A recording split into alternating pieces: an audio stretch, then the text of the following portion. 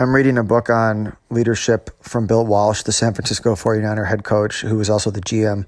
And I've been reading about Bill Belichick, the Patriots coach, and also reading about drug lords a little bit and how they adapt through the drug trade because of all the legal things that are put in their way.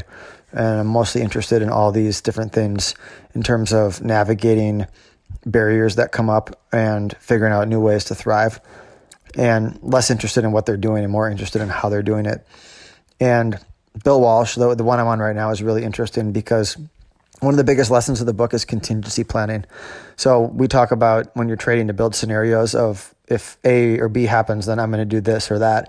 I think that's a really good way to open your mind into different things the market could do. And a great question to ask yourself is, what would be the biggest surprise? And that opens your mind. But I think a way you can do this, like a risk-adjusted way to do it, would be to think about contingency planning like he did. So here's an example in the book from what he was talking about. So he would go into the game and have a plan for everything. He would script his plays in the beginning so he wouldn't have to worry about, any emotional decisions in the first quarter. And a lot of coaches have copied that now. But it goes way deeper than that. So he would plan for a change in weather. He would plan for a team attacking the running game or the passing game in a way he didn't anticipate. He would plan for his best middle linebacker to go down for an injury. He would plan for, his biggest weapon to be taken out of the game, or his short passing routes, which is what they thrived on, being disrupted from aggressive press coverage. And in every single one of those situations, he had counter moves and he had risk plans and contingencies for all of it. And he did this in every part of the organization. And I thought that was just so great to read and think about when you're watching markets, because a lot of times what we do is we have a plan and we're patient, and if we're doing that, we're ahead of the game, first of all. But even when you're doing that, you don't really know, what if it goes sideways for a while? Or what if it goes a lot lower than you think and then goes sideways? Or what if it bounces up aggressively? What do all those things for your time frame or for what you're trading, what do those things mean for your next move? What if happens if it's a little different than what you planned on? So having thought through that ahead of time helps you when things are really emotional.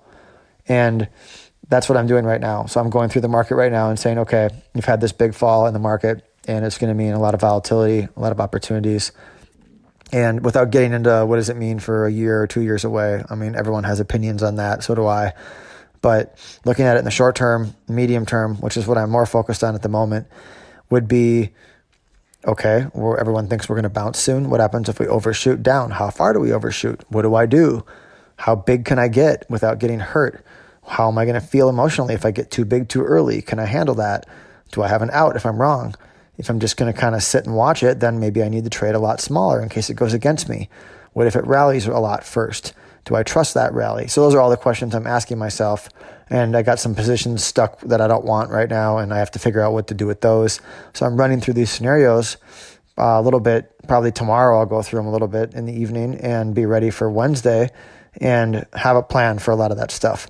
And it really helps, I think, because otherwise, if things stay really busy, you get emotional. So planning for even a further overshooting down is something that has to be addressed, I think, right now, in case you get in, too big for your britches or something like that.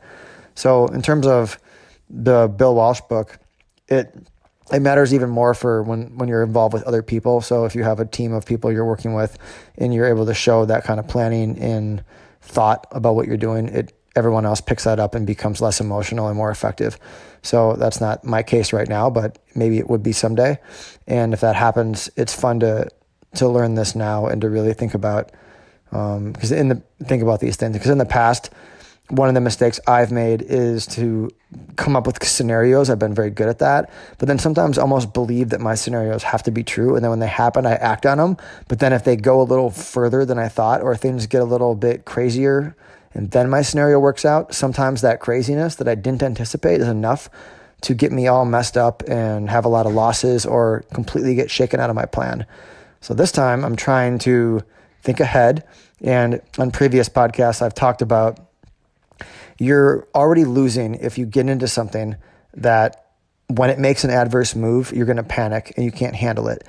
Either you're too big or you're doing something and your stop is not tight enough, something to that order. And you can stop that ahead of time. So to think that you're going to get the bottom or you're going to picking the bottom of the panic is so tempting. Sometimes I can't help myself. I probably can't help myself this time. If we go down again on Wednesday, I'm probably going to start doing some buying. But I'll do it a little smaller, and maybe I sell some options and give myself some premium to have a little bit more room or something like that, because I know that most of my money is always made when there's a big base built or when something's happening that doesn't make sense to happen. On that note, the Federal Reserve raised rates, which wasn't a surprise, but what was a surprise, which I thought was a great trading opportunity, was that everyone expected a dovish hike, which means that they were basically going to say less hikes coming. We're worried about maybe the global economy a little bit, but we're going to hike today. Instead, they kind of did the opposite. They hiked and then talked about more hikes in 2019, which was a huge disappointment. Probably a mistake. Doesn't matter what I think, but nonetheless, they'll probably back off that when they see the market. And if they don't, then it'll be even more ugly, I assume.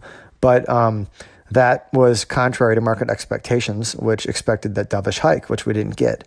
So when something like that happens, you have a huge reaction. And then you're seeing that now, and it's thin over Christmas, so it's getting worse.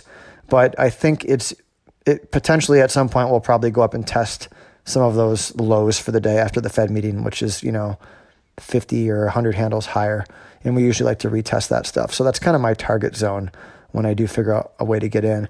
But back to the base building, when stuff sets a base and kind of finds an equilibrium for a while, and a lot of times it might poke below that base and then come back up, and you get good opportunities in there. But when you're just catching the bottom like it is here, you don't really know to the extent that it could go before you're wrong. And sometimes it's just more punishment than you can take. So if you know you're an emotional person and you know you're probably going to panic, then you need to be in so small that you're not thinking about it, especially if you don't want to put a stop in and get stopped out after such a huge move down. It might be worth thinking about doing it so small that you can sit through the pain, or waiting for a base to be built and then you add to it, which usually works better for me. So that's kind of some of the things I have been going through right now about the market in the current state.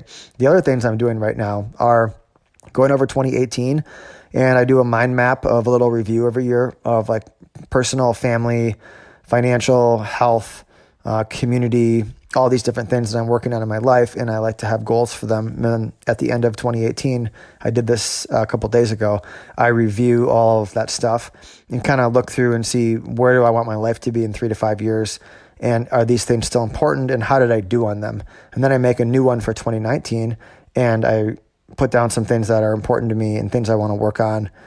It's about the kind of person I want to be, the relationships I want to have or don't have, the financial planning goals and trading goals, work goals. And each year there's some other things that are different. There's health and wellness stuff that some years is a focus more than others. Last year, a big focus for me was community, finding interesting people to add to my life that I could talk with about things that I was interested in. I'm not big on carrying dead weight relationships or things like that, so that's never been a problem for me, but I wanted to have some more unique relationships, and I felt like I did a good job of that, so it's less of a focus for me going forward, even though I'm always open to that. So you get the idea, and I think that's a good exercise to really balance yourself and feel on track. So if I don't do these things now, I feel a little unbalanced, and like my life is just blowing around with the wind, and I don't want that. I want to feel like I'm directing my life to some extent, even if I'm not directing my life. I like to think that I am.